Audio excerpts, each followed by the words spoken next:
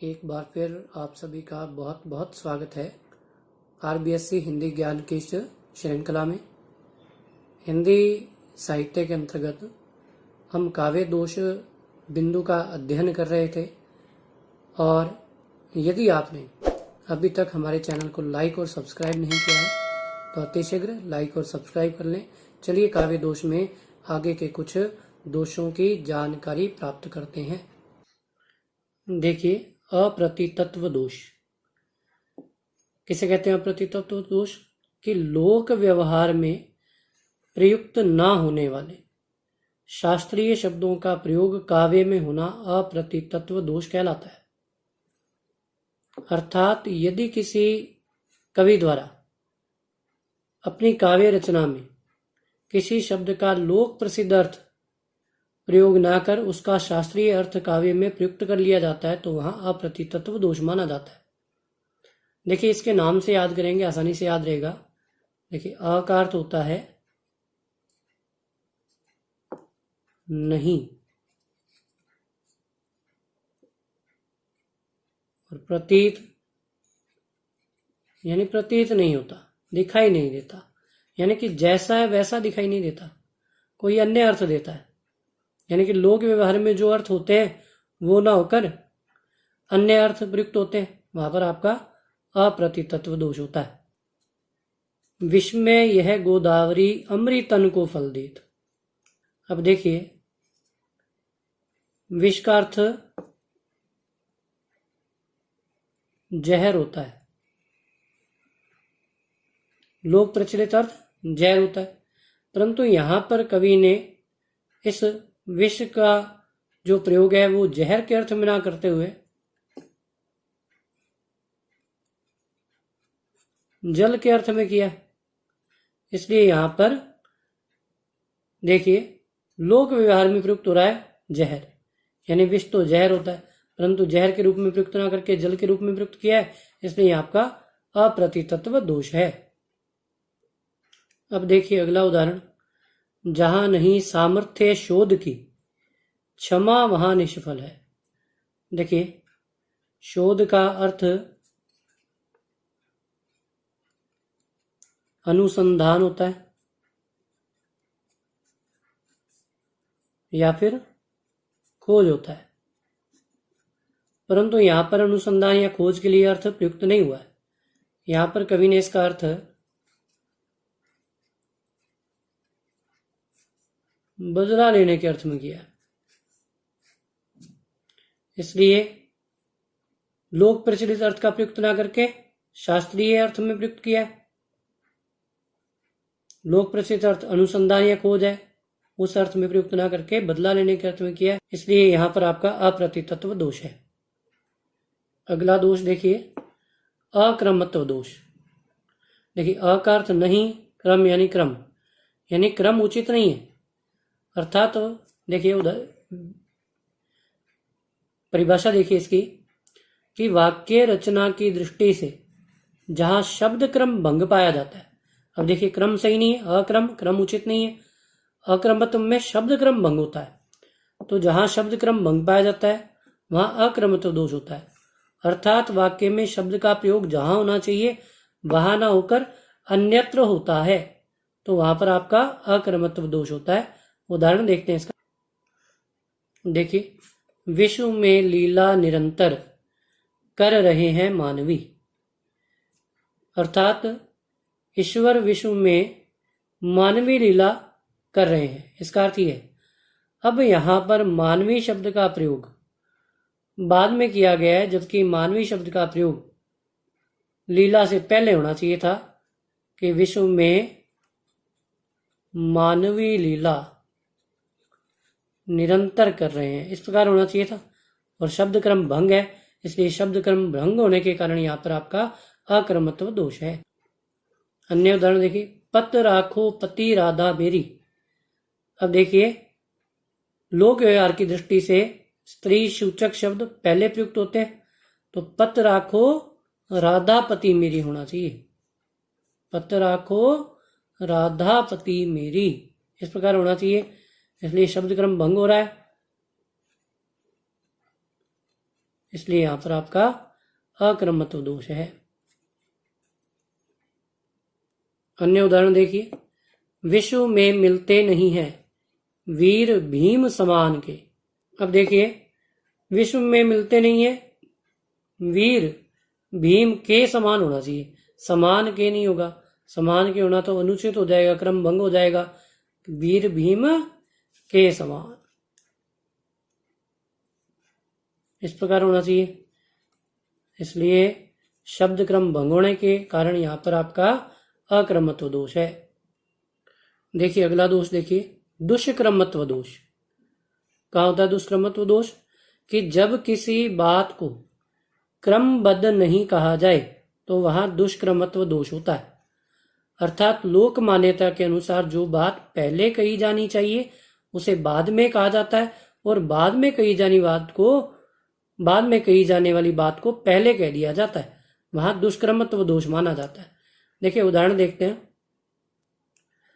देखिए, नृप मोह कह है दीजिए अथवा मत गजेंद्र। देखिए, है अर्थात घोड़ा। एक याचक राजा के समक्ष कहता है कि मुझे घोड़ा दीजिए, अथवा क्या दीजिए, मदमस्त हाथी दीजिए। तो जब उसे मदमस्त हाथी चाहिए था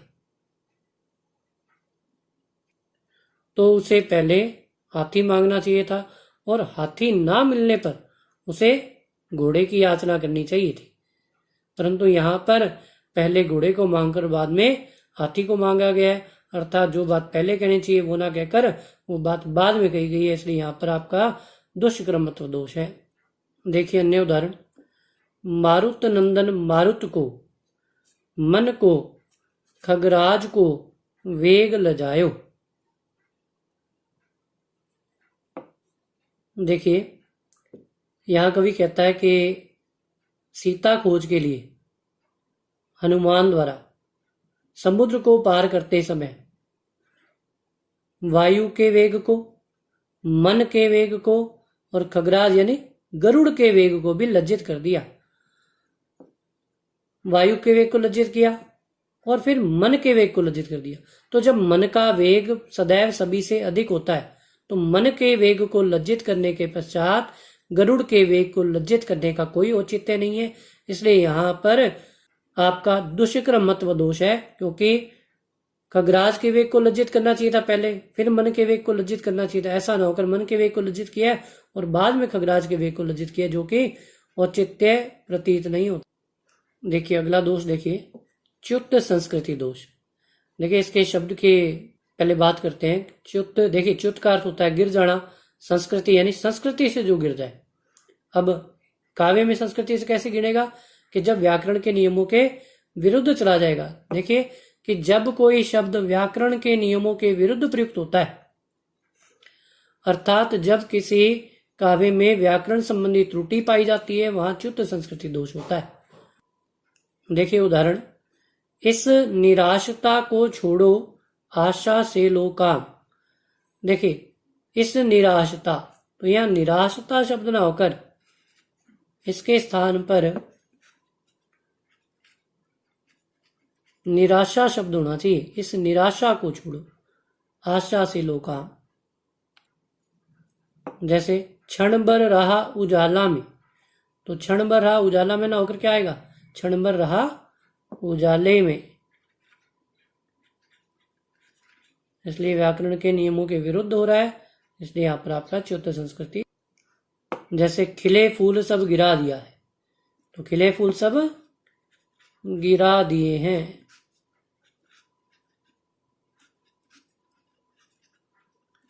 ये होना चाहिए। देखिए अगले दोष की बात करते हैं, अश्लीलत्व दोष। यानी कि इसी के नाम से याद करेंगे कि जहां पर अश्लीलता सूचक शब्दों का प्रयोग होता है वहां पर अश्लीलत्व दोष होता है। देखिए इसकी परिभाषा देखिए कि जब किसी काव्य में अश्लील, लज्जाजनक या अमंगल सूचक शब्दों का प्रयोग किया जाता है तो वहां अश्लीलत्व दोष होता है। जैसे लगे थूक कर चाटने अभी अभी श्रीमान। देखिए थूक कर चाटना यह शब्द अभद्रता सूचक है, इसलिए अभद्र शब्द का प्रयोग होने के कारण यहाँ पर आपका अश्लीलत्व दोष है। जैसे अभी प्रेत पद प्रियतम ने पाया। देखिए प्रेत पद का अर्थ होता है मारे जाना, तो मारे जाना प्रियतम के लिए इस प्रकार के शब्दों का प्रयोग होना यानी लज्जाजनक अमंगल सूचक शब्द है, इसलिए यहाँ पर आपका अश्लीलत्व दोष है, अमंगल की आशंका है। देखिए आगे न्यून पदत्व दोष। देखिए न्यून का अर्थ होता है कम, पद यानी पद में कोई कमी रह गई हो, वहां पर आपका न्यून पदत्व होगा। जैसे जब किसी काव्य में अभीष्ट अर्थ को सूचित करने वाले किसी पद की कमी पाई जाती है और अर्थ को स्पष्ट करने के लिए कोई शब्द जोड़ना पड़े, वहां न्यून पदत्व दोष होता है। यानी कि किसी पद की कमी पाया जाना, न्यून यानी कम होना, पद यानी पद, किसी पद की कमी पाए जाना जो अभीष्ट अर्थ को प्राप्त करने में सहायक है, उस शब्द की कमी पाया जाना, वहां पर आपका न्यून पदत्व दोष होगा। उदाहरण देखिए, कृपा दृष्टि हो जाए तो बन जाए सबका। अब देखिए यहां पर कृपा दृष्टि हो जाए, किसकी कृपा दृष्टि हो जाए? तो शब्द की कमी है, इसलिए इस कृपा दृष्टि से पहले आपकी शब्द का प्रयोग होना चाहिए, जिसकी यहाँ कमी है। तो आपकी कृपा दृष्टि हो जाए तो बन जाए सबका, इसलिए यहाँ पर आपका न्यून पदत्व। अब देखिए अधिक पदत्व।